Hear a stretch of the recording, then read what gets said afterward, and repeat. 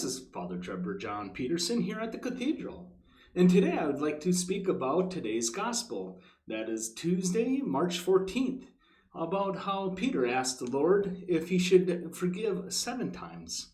But then Jesus answers, no, not 7 times, but 77 times. And how true that is, how we should always be forgiving others for their wrongdoings, especially when it is towards oneself, right? And that 77 times is just meaning all the time. Because why? Because our Lord Jesus always forgives. Even when we go to the confessional day, all the time, confessing the same confession, right? The same sins. And he continues to forgive our faults because he knows that we are weak. We are in a sinful nature. We live in a world full of sin. But that doesn't mean that God has so much mercy on us. And so he wants us to act like him. So can't just be a nice person. No, we have to be more than that. We have to live the Beatitudes. And the one way we can bring peace in this world is not just to love, but to also forgive and even ask for forgiveness.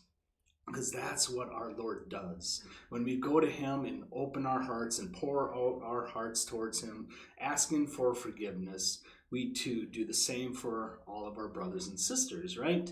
Because we are all sinners. We are all in the need of our Lord's love and mercy.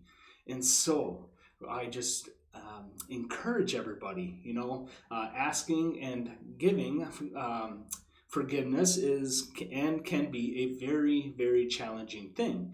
And so it's one thing I wish I would have learned and disciplined myself into as a child, but never did. But now it's like, it is very important. We can't just be a nice person. We have to do more.